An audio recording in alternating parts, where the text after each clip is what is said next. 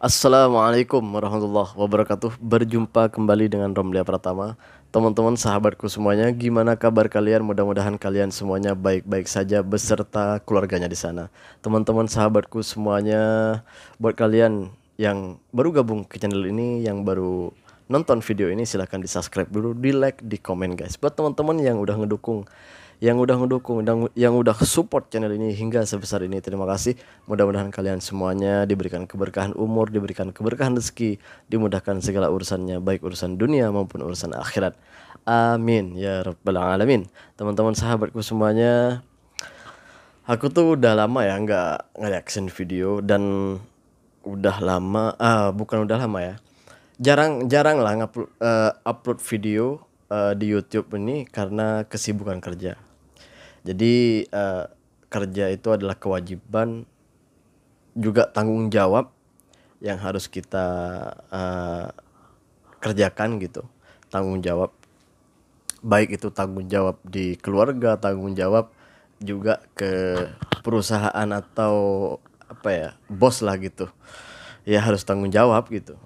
Yang namanya kita kerja sama orang ya harus tanggung jawab gitu. Apapun itu ya harus mengetepikan kepentingan kita terlebih dahulu jika kepentingan tersebut tidak mustahak.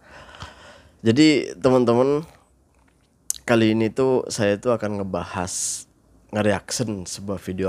Aku tuh di tag sama teman-teman, banyak yang nge-tag gue, bahkan banyak yang ngirim video ke WhatsApp, baik ke Instagram, banyak yang ngirim video ke aku.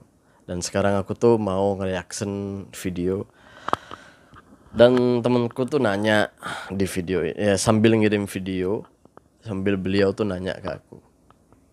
Dia tuh orang kita juga, orang Indonesia. Bener nggak sih kalau ulama-ulama dunia itu memuji kenapa banyak ulama-ulama dunia memuji Malaysia, memuji Islam di Malaysia gitu. Bener nggak sih kalau di Malaysia itu nggak kayak di tempat kita marak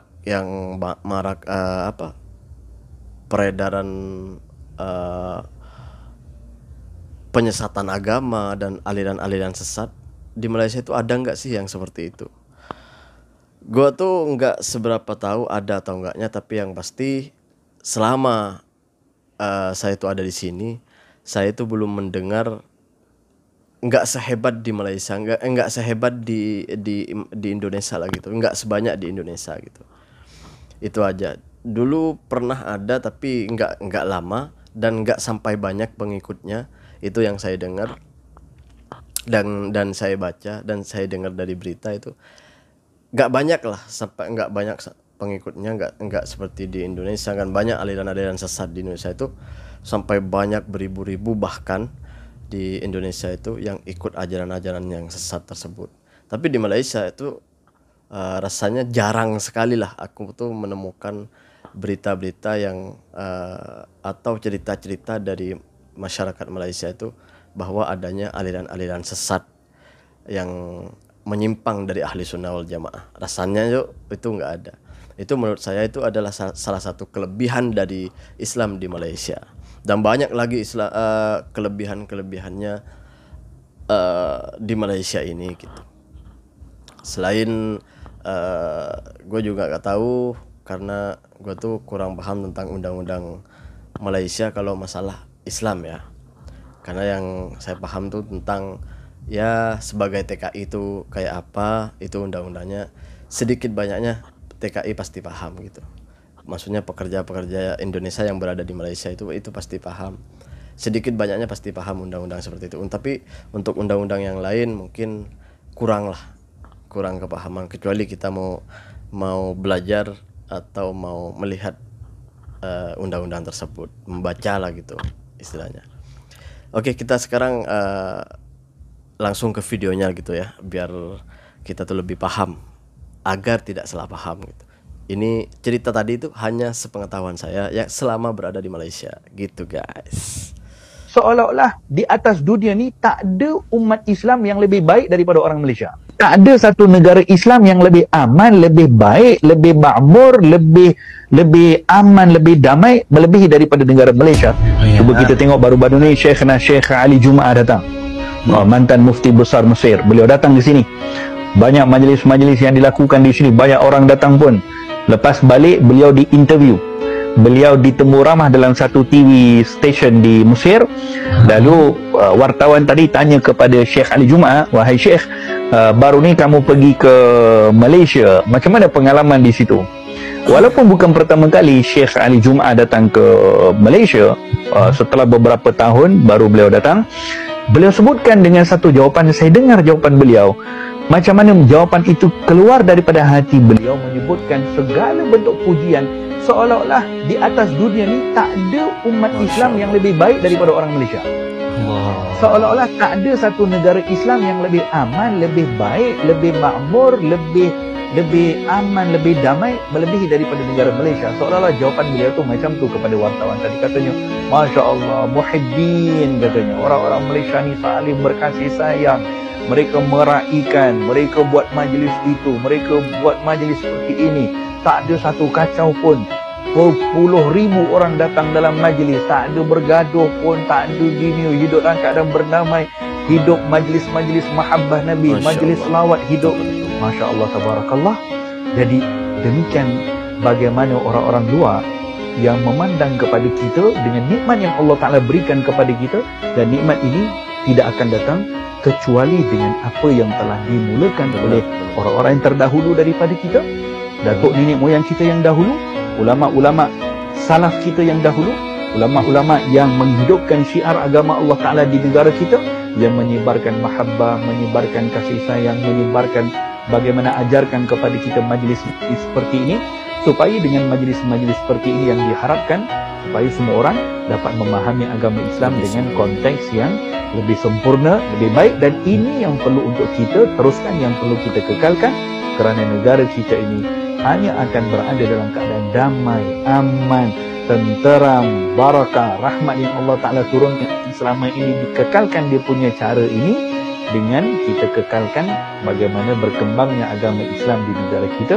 tanpa ada apa-apa pergaduhan, tanpa ada kekacauan. Kalau kita lihat sahaja di mana-mana tempat-tempat yang lain, contohnya di negara-negara timur contohnya, dengan kekacauan, dengan apa semua, lalu kita balikkan apa yang Allah Ta'ala berikan nikmat kepada kita, Masya Allah, tabarakallah, betapa banyak patut kita untuk bersyukur kepada Allah. Ini benar banget sih, benar banget. Menurut saya tuh Islam di Malaysia ini sangat ya aman, makmur juga sebagian besar masyarakat Malaysia, dan hampir kalau benar-benar orang Melayu itu semuanya Islam semuanya.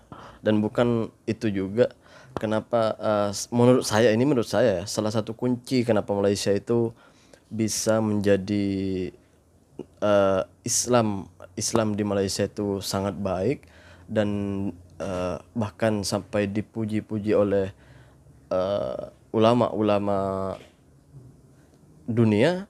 Salah satunya mungkin ini menurut saya karena pendidikan di Malaysia itu sepertinya juga mengutamakan pelajaran-pelajaran tentang Islam. Jadi kalau di Indonesia itu sekolah-sekolah SD itu ajaran-ajaran tentang Islam itu sangat mendalam banget. Sedangkan di negara itu kita itu kalau di SD, SMP dan SMA itu sekolah umum ya, sekolah awam itu sangat minim dari pelajaran-pelajaran agama Islam. Jadi buat teman-teman kita yang nggak sekolah madrasah atau sekolah Islam itu akan kurang pengetahuannya tentang Islam. Buat yang teman-teman kita yang nggak mondok di pesantren, atau yang nggak sekolah agama, karena di Indonesia itu minim sekali kalau pengetahuan tentang Islam kalau hanya sekolah di SD, SMP dan SMA atau sekolah-sekolah umum lah gitu. Ini sekolah-sekolah umum ya. Tapi di Malaysia sekolah umum pun sekolah kebangsaan, kalau di sini, kalau di Indonesia tuh negeri, SD negeri, SMP negeri itu minim. Tapi kalau di Malaysia eh, sekolah-sekolah kebangsaan itu eh, seperti yang saya lihat dan dengar itu juga mengutamakan pelajaran tentang Islam gitu. Jadi itu bagusnya di Malaysia. Ya saya tuh berharap, bahkan baru-baru ini saya dengar tuh di Indonesia itu pelajaran di Indonesia tuh di sekolah itu akan bukan malah mau ditambah tapi mau dikurangi gitu tentang agama gitu. Itu sebenarnya menurut saya tidak boleh lah seperti itu. Seharusnya harus ditambah tingkatannya tentang agama Islam di sekolah umum, khususnya di sekolah negeri gitu. Kalau kita berbicara di pondok, di sekolah madrasah, sekolah-sekolah Islam di sana, ya lah itu lain lagi. Karena terkadang orang tua murid itu kadang beliau itu tidak mampu menyekolahkan anaknya itu kedua-duanya.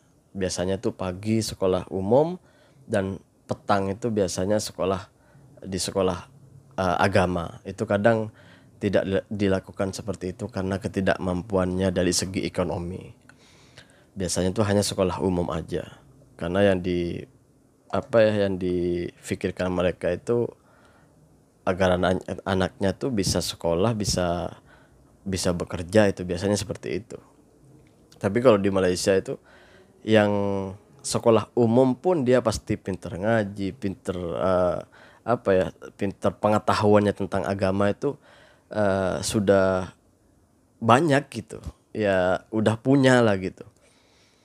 Jadi itu yang perlu diubah dari pendidikan Indonesia. Mudah-mudahan bukan hanya bergantung kepada pondok pesantren dan sekolah-sekolah Islam seperti madrasah, tapi juga diantaranya sekolah negeri itu harus ditambah pengetahuan, ditambah jam pelajarannya, ditambah pelajarannya tentang pengetahuan agama Islam.